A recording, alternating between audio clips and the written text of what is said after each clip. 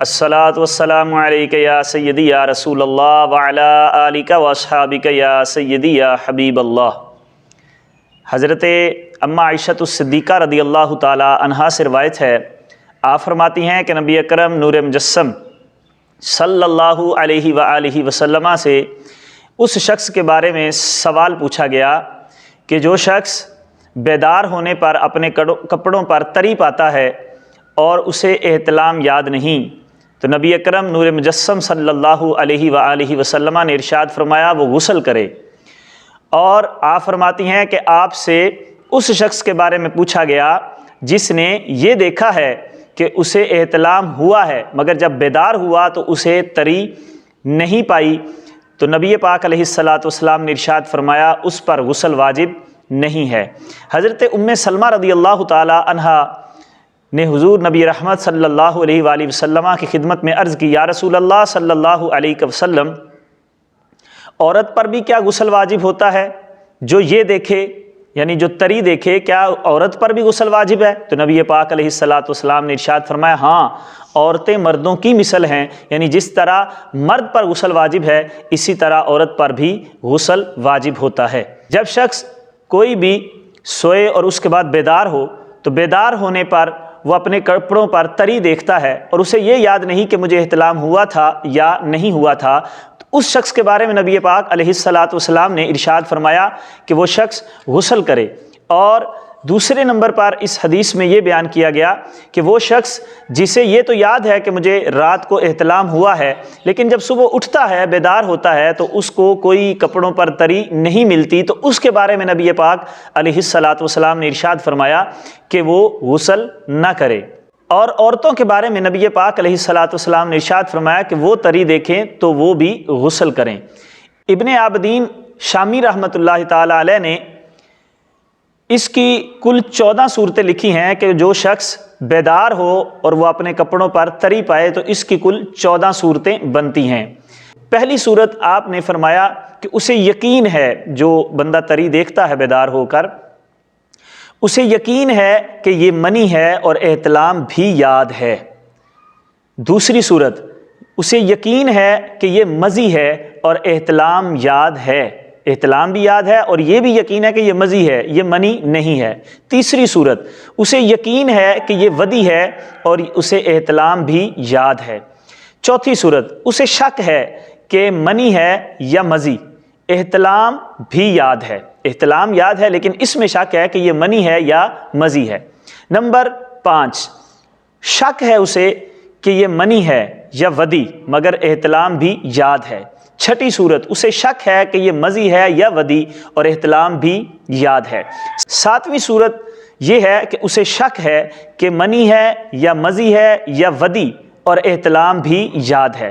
آٹھویں صورت، اسے یقین ہے کہ یہ منی ہے لیکن احتلام یاد نہیں ہے۔ نویں صورت، اسے یقین ہے کہ یہ مزی ہے مگر احتلام یاد نہیں۔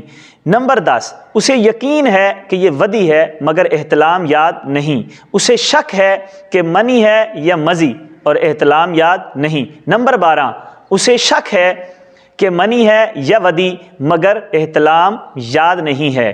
نمبر 13، اسے شک ہے کہ یہ مزی ہے یا ودی مگر احتلام یاد نہیں ہے۔ نمبر 14، اسے شک ہے کہ یہ منی ہے یا مزی ہے یا ودی اور احتلام یاد نہیں ہے۔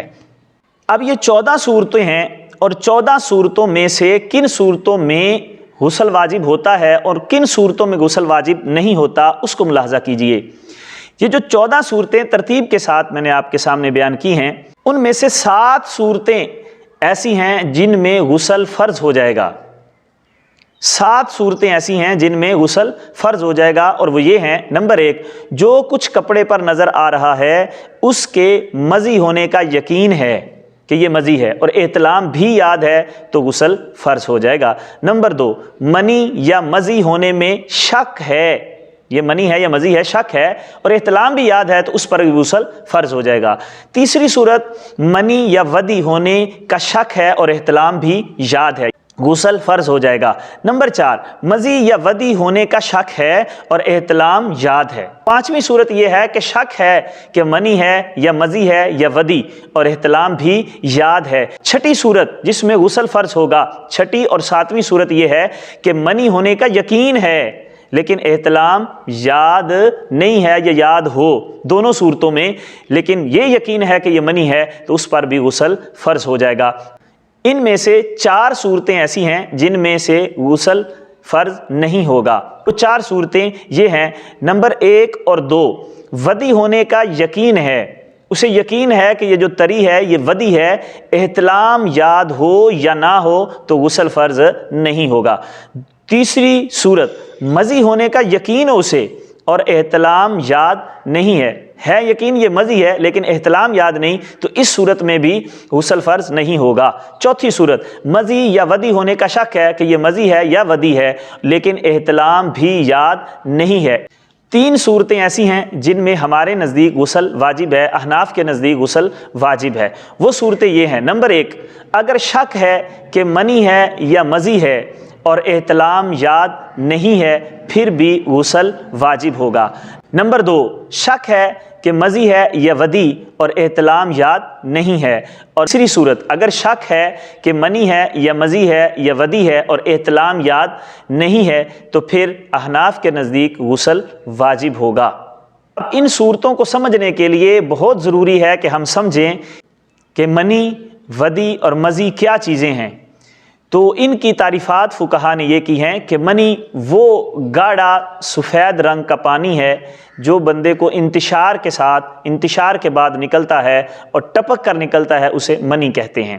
اور مزی وہ رقیق پانی ہے کہ جو میاں اور بیوی آپس میں جب بوس و کنار کریں تو اس وقت جو پانی خارج ہوتا ہے اسے مزی کہا جاتا ہے۔ اور جو پیشاب کرنے کے بعد قطرات آتے ہیں اس کو ودی کہا جاتا ہے۔ منی اگر نکلے گی تو غسل واجب ہوگا، مزی اور ودی نکلنے پر غسل واجب نہیں ہوگا۔ صرف یہ ہے کہ کپڑا اتنا آپ پاک کر لیں، کپڑا پلید ہو جائے گا، اس کو پاک کریں اور وہ بندہ وضو کرے اور وہ بندہ پاک ہو جائے گا، غسل کی حاجت نہیں رہے گی۔ اللہ کریم ہم سب کو سمجھنے کی توفیق عطا فرمائے۔